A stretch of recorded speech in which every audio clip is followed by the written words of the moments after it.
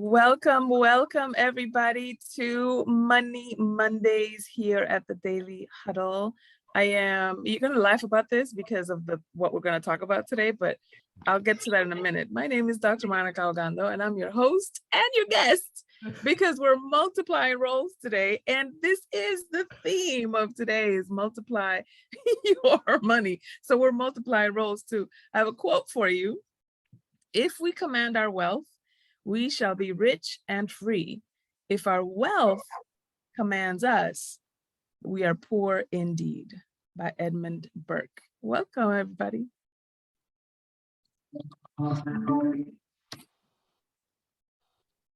Ta-da.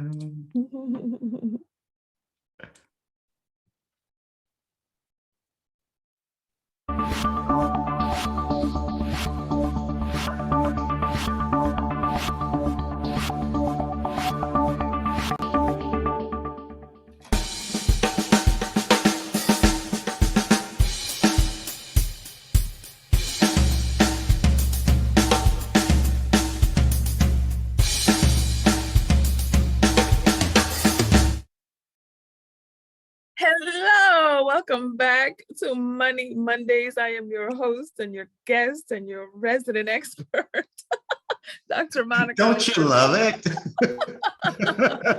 Flanked by the inimitable Sorrel. I am so excited to be here. Hi, Sorrel. How are you? Well, I am doing fantastic, and I am the way I say I am.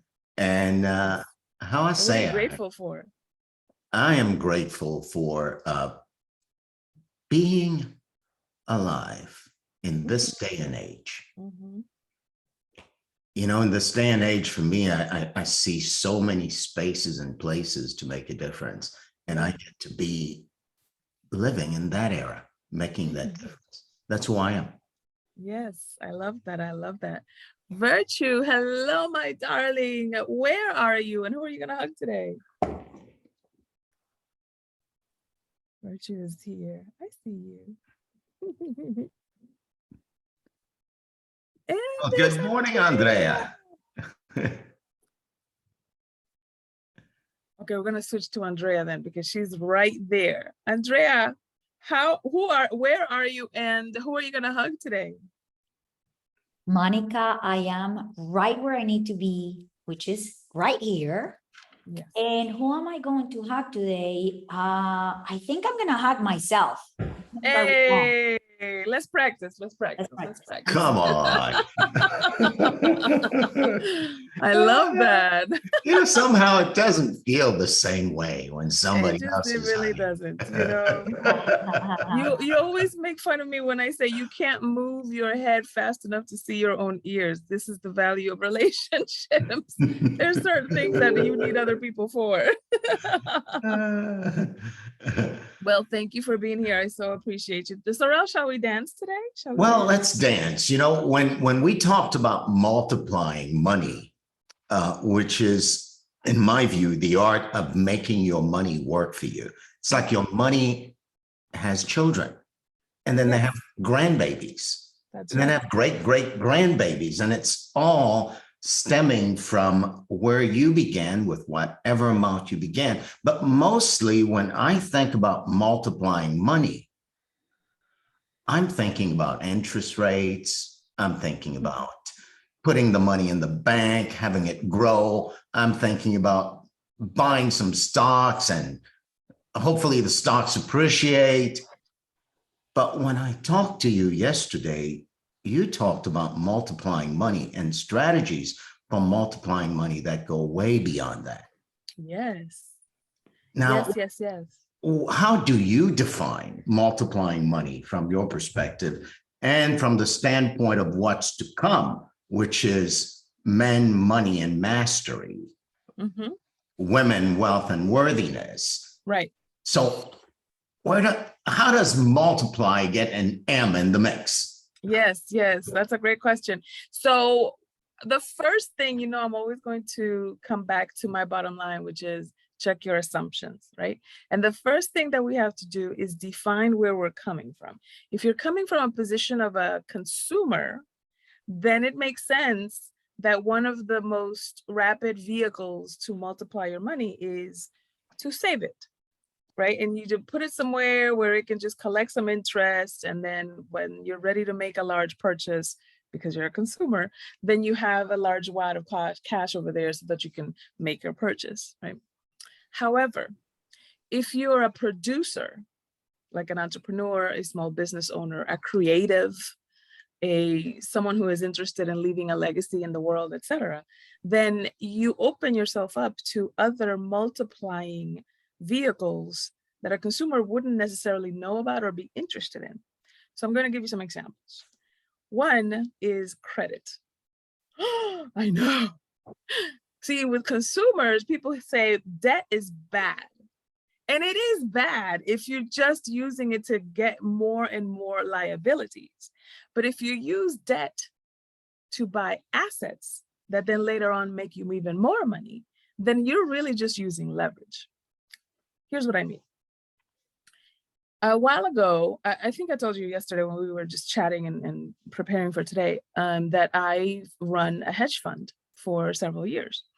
And a while ago, I live in a mortgage-free house. My husband and I were very, very particular about making sure that the mortgage on our house was paid off, on one of our houses. And he is a 9-to-5 W-2 career employee. He's going to retire an employee. He's not interested in entrepreneurship. That's what I'm here for. And when we paid off the mortgage, he was very proud of that milestone, because typically people do that when they're already in their 50s or when they're retired, et cetera. And so he was very proud that we did that early. Then I took out a loan, unbeknownst to him, because then we transferred the house type, the deed, to a trust, and we'll get into that a little bit later. But because I'm part owner of that trust, I decided to take out a loan against the collateral of the house, and I took some of that money. It was a $125,000 line of credit. The house is worth more than that. Obviously, you can't buy, you can't get a mortgage for the whole value. And I took $100,000 of that 125, and I put it into a mini hedge fund, knowing that in 6 months, that 100 grand was going to return a huge amount of money. That huge amount of money turned out to be, I think it was like $287,000. So that was my cut, aside from management fees and everything else. So I took out of that 287, paid the 100 back, and now I have $187,000 that I didn't have to pay for, that I didn't have to work for, that I didn't have to sell clients to, or travel to go speak, or et cetera, or just sit on for years on end, right? I didn't tell him about any of that, and we can get into the morality of all of that later, okay? Dr. Monikah, hang on 1 second though. There's something really spectacular that people need to hear again, I think. Okay. If my mindset is the mindset of a consumer, what I could have done with the 187 that I got is buy myself some nice goodies. Yes. What I could have done with the $125,000 line of credit is go on several nice vacations. Yes. That's the mindset of a consumer. Now, mind you, we're not making consumers wrong. No. We're just saying it's a different mindset. A different point of view. That's right. It's a different point of view. Right. And now the point of view of a producer, you actually took the line of credit in the mindset of a producer, made it work for you. And in the matter of 6 months, that money more than doubled itself. Yes. Yes. Now, people need to get that. And people need to get that when they sign up for Men, Money, and Mastery, that's exactly what they're going to learn to do. Is that? Yeah, there's some, yes, that's right. Some strategies that perhaps you didn't even know that you could do, right? Because we think of, oh, I'm going to get a line of credit against my house so that I can build a new deck, so that I can, okay, that's fine. And that's awesome. And if particularly if your house is something that you want to pass on to your children, it's going to be in your family, et cetera. But when you're living in your house, by the way, it's not a money-making asset. I know that's shocking to some people. They're like, wait, what? My primary home is an asset. Yes, it's an asset for your children or whoever will inherit it or whoever will rent it out or turn it into an Airbnb. But for you, it's just a place to lay your head. So I took that money and then turned it into a hedge fund investment that turned around and became $187,000 profit. I told my husband about it later when I had $187,000 to show. And the reason I did this is because my husband and I have a very specific agreement. My husband is the kind of man that looks at bills, looks at when they're due, and he handles like the day-to-day money movement in the household. I handle the long-term movement in the household. But because he has he's a little myopic when it comes to that, and I'm more like farsighted. Me being farsighted, the stuff that's right here, I don't even see it. It's too blurry. So I may miss a water bill due. I may miss, making a payment on something on time because I don't even see it. I'm too farsighted. And for him, he doesn't see the stuff over there. It's blurry for him, right? So we've developed a way to move the money in a way that works for the both of us. Had you told him about it, he'd be worried sick for months until the transaction is concluded. He would have been very stressed. Just like I'm stressed every time he tells me that there's like 15 due dates in the month. I'm like, what? That half the month is something due? Oh, I can't even, right? Because I have a longer range view than that. So in terms of multiplying your money, here are some of the things that I want you to consider. One, of course, yes, it is. And this is something that we talk about inside of Men, Money, and Mastery, and also inside of Women, Wealth, and Worthiness, is that you want to think about your money as your most trusted soldier on the field. Okay. So if you were a general, if you were a captain and you were running an army, then this one, money, is the guy that gets the rest of them to handle the business on the field, right? He's kind of like the lead. He's the drill sergeant, as it were, right? So you have to equip him or her with the right tools, the right knowledge, the right understanding of the field, the right resources for the field, so that when she goes out there to run plays and to basically just win the war, then it has what it needs in order to do so. Because money doesn't have a personality. Money doesn't have an agenda. Money just does what it's told, just like your body. And so that being said, you want to think about, for example, moving to credit. You have to, number one, make sure that you are aware of where you are in your credit. Last week, we talked about awareness brings choices, and choices bring freedom. Didn't we talk about that? Yes, we did. Yeah. So you want to be aware of where you are with your credit. What does that look like? Personal credit. And if you're an entrepreneur, your business credit. So you can go to annualcreditreport.com and you get a free credit report per year. You can also go to Experian.com. I would not recommend creditkarma.com only because they use a different scoring system. You want to make sure that you know your FICO score. So you can also go to myfico.com and you can get your credit scores for all three bureaus. And then you want to go to Dun & Bradstreet. And if you don't already have a DUNS number, DUNS, then get one and make sure you don't have to buy any products. They're going to try to sell you some products, but you don't have to buy any products. They're going to try to sell you a ton of products. Yes. You don't have to buy any of it in order for you to establish a business profile so that you can accumulate credit that way. So that's on credit, right? Now, obviously, I'm just scratching the surface. There's so much more that we can get into on that, but I wanted to give you three more. The second one is about life insurance. Now, typically, again, as a consumer, you think life insurance is there to protect your children or your spouse, to take care of funeral expenses or hospital bills or anything that happens in the event of your untimely death. And that's partly true. But you can also use life insurance as a wealth building mechanism. And the way to do that, for example, is you can buy term life insurance to handle those things, the funeral expenses and bills, and take care of last minute things, et cetera, et cetera. Put it in a trust's name. Again, we can get into that. I'll tell you how to get into it later on. I'll invite you to something that we've got going on.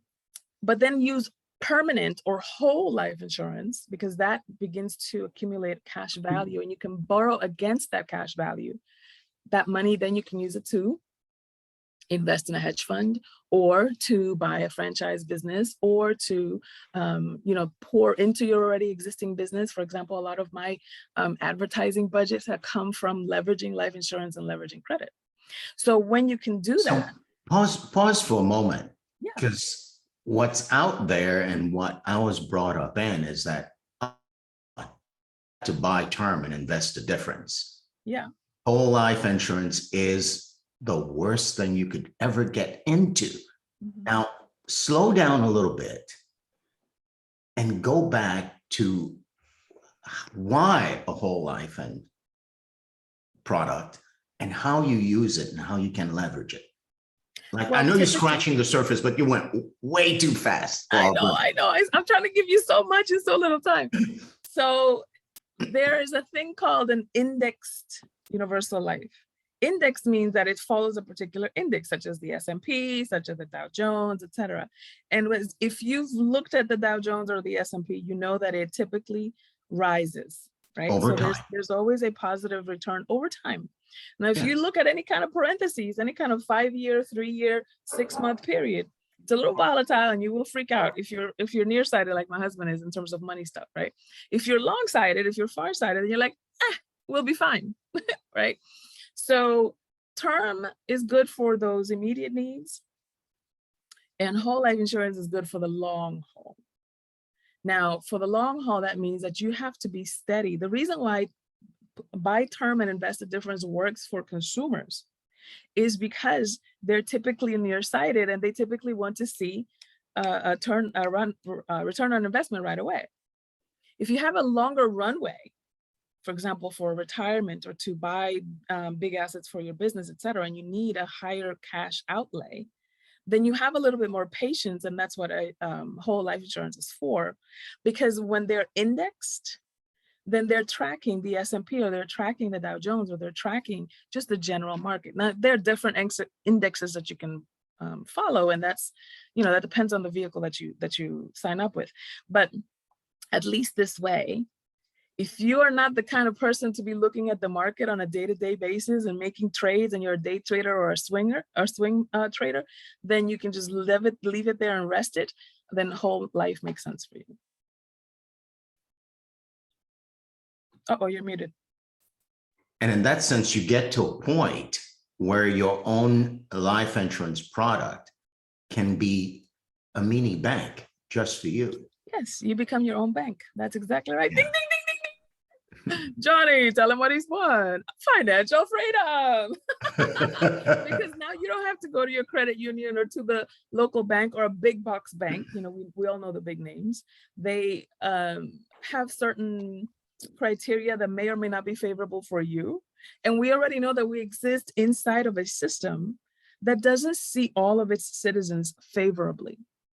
It wasn't until the 1970s that a woman could get credit by herself. She needed to have her father or her husband co-sign something before she can be financially independent. That just happened. Like, I was alive when that still happened. And so if you already know the kind of water that we're swimming in, part of the way that you reinvent or redesign the system that we live in is by securing your own sovereignty and your own financial freedom first, and then being one of the agents that can effect that change, right? So credit, life insurance, and then the third one that I wanted to talk about, drum roll please, is we talked about profit first when we talked about making money, right? So the reason why I always tell people profit first, and by the way, that's the name of a book by Monikah Ogando. I always recommend it to people. When you are planning your money as a business, for example, people usually do sales minus expenses, that's your profit. And that's why it's called the bottom line, right? Because it's like way at the bottom and you may or may not get anything. I want you to flip it. And say, this is the profit I want to make. Then these are my expenses. Okay, profit minus expenses. These are the sales I need to make in order to meet that commitment. So wait a minute. When you turn it upside down, it's not a call for drastic cost reduction measures. It's a call for being creative to actually generate the revenue you need to generate and the sales you need to generate, so that given your cost structure, the profit is what you say. So literally, we could have another question on the Daily Huddle. Yeah. What is your profit? Yeah. It's what you say. Is that what you're pointing to? Yeah, because you know, a lot of times people, what they do is, I will give myself permission to want something based on what I think I have. And if I don't have it, then I can't want that. I'm saying decide and be clear on what you want, and then create what you have based on that desire. Yeah.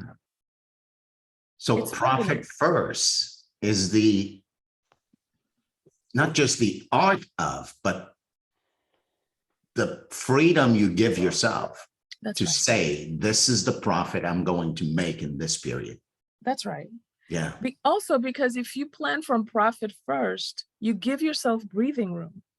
You know, you give yourself, like, you're already, think about it like if you're going on a trip and you're hopping on a plane and somebody tells you that you're going to be first class. Maybe you didn't have to buy your ticket. Somebody gave you a first class ticket and you're like, oh, so I have this much leg room. I have this much storage space.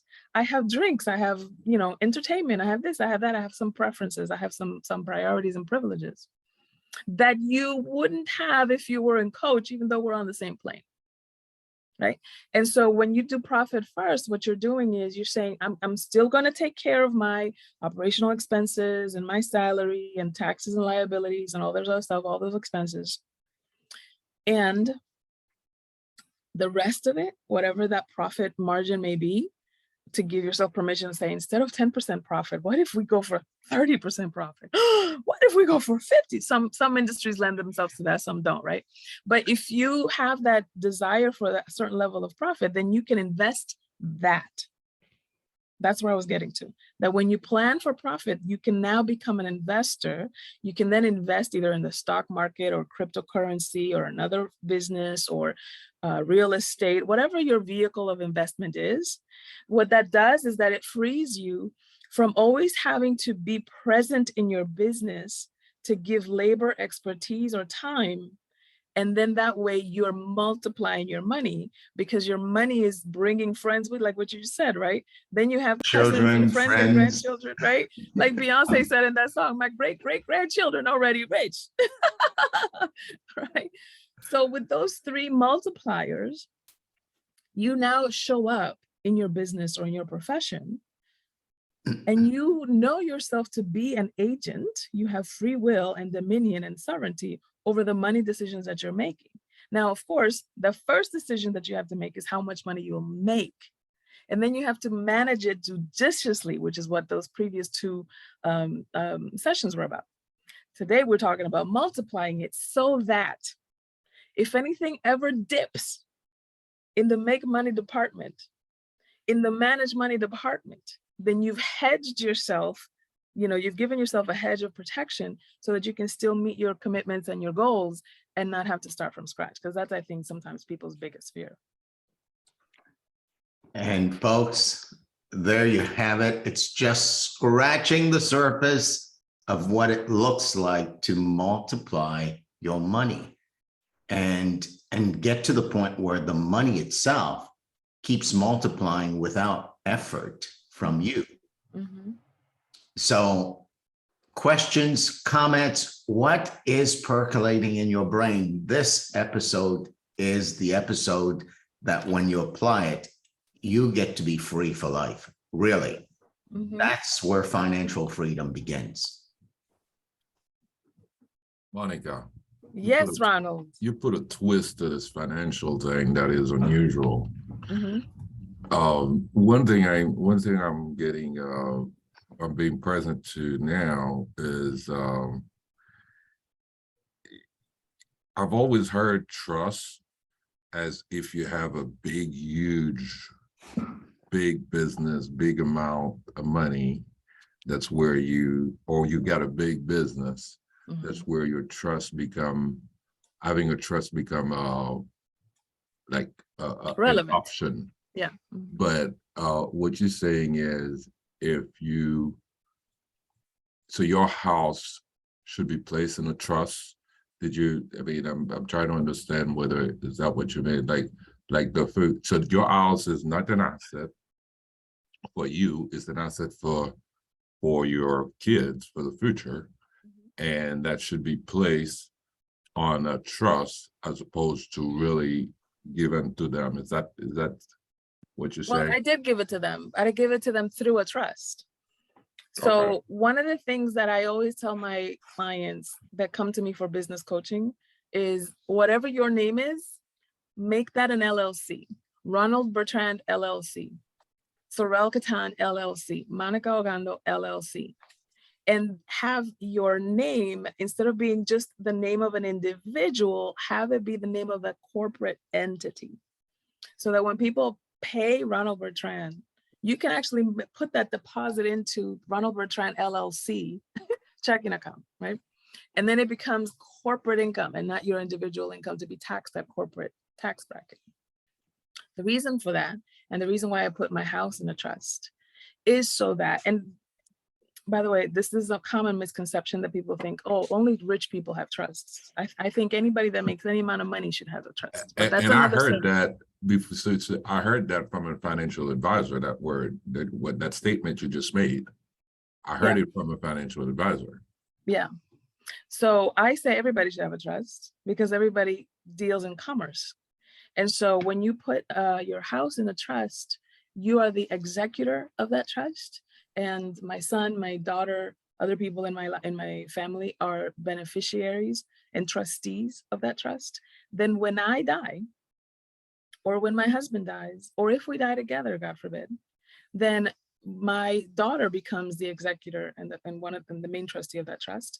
And then my house doesn't have to go through probate and through estate and the state managing my stuff and figuring out what's in the will and what's not and how much taxes to pay, etc., because it doesn't belong to me. It belongs to the trust. Nothing belongs to me. Nothing belongs to me. Okay. This is one of the conversations that I had with my husband, because it's very important that people, before they get married, they have these kinds of conversations. And I said to him, you are marrying a penniless woman. I own nothing, but everything that I don't own, I control. And there's a different distinction, right? I control my business, I control my assets, I control my credit, I control all of those things, but I own nothing. And so when you put those things in a trust, then you can make different moves without it having to be your personal liability or having to have tax structures in that way. Does that answer your question?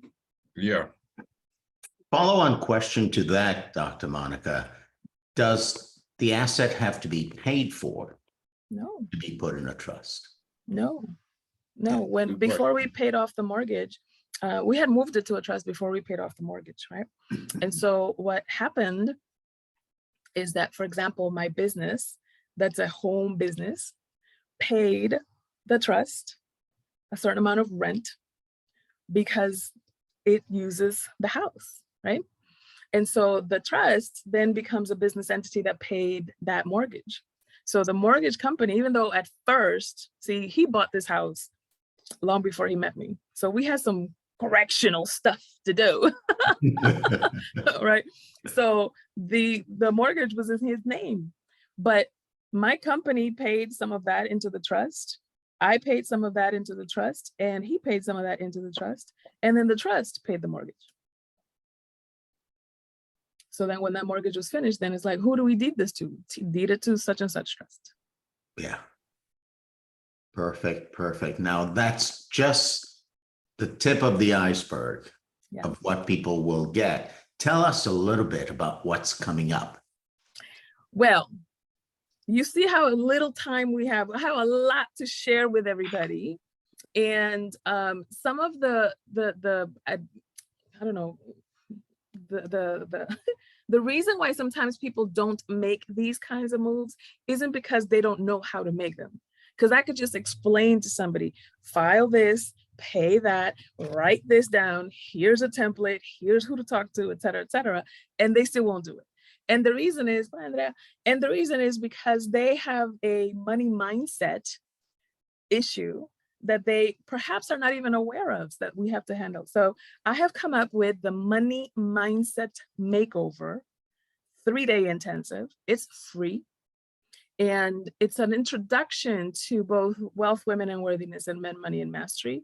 We'll go through some of the mindset issues that you have to be aware of and interrupt in order for you to make the money moves that you want to make in your life. Introduce you to the method that I talk about inside of Men, Money, and Mastery, and Women, Wealth, and Worthiness, and then give you some moves so you can put those things together, the money mindset and that method, so that then you can take some action and implement, whether you join either one of those programs or not. So that Money Mindset Makeover Intensive is happening September 7th through the 9th. It is free. All you have to do is go to monikahogando.com/workshop and sign up, and you'll get some information about how to log in. Can't wait. Yeah, that's good. That's good. Dr. Monikah, thank you so much. This is our show for today, folks. We will end, as we usually do, with the 7 tenets. Monikah, I say one, you say the other. Oh boy. Okay, pop quiz, let's go. Love always, especially the things and the people you hate or want to hate. Love always them. giving homework, always giving homework. Okay, number 2, give generously of your time, your energy, your talent, your attention, especially to your goals and desires. Stress less. You know, if you get your money to work for you, I bet you might stress a little less. Exactly right. Eat more plant-based. The more that your diet resembles nature, the longer you will live. Giovanni's here. We can't let him go without saying, eat the trees, hug the trees. I love it when he says that. Yeah. And sleep. Sleep at least 7 to 8 hours a day. The more you sleep, the more years you add to your life. Yes. And then, of course, move your tail feather. Dance. Oh, yes. Shake what your mama gave you. Shake it up. Yes, because listen, let me tell you something. When you move, when you dance, when you exercise, when you embody movement, you generate emotional and creative movement as well. And last but not least, I'm stealing that one from you, Dr. Ogando. Check yourself before. Wreck yourself. Wreck yourself. Yeah, that's Always our show. test your assumptions. Make sure, guys. See ya. Thanks, Ronald. I'll send the link.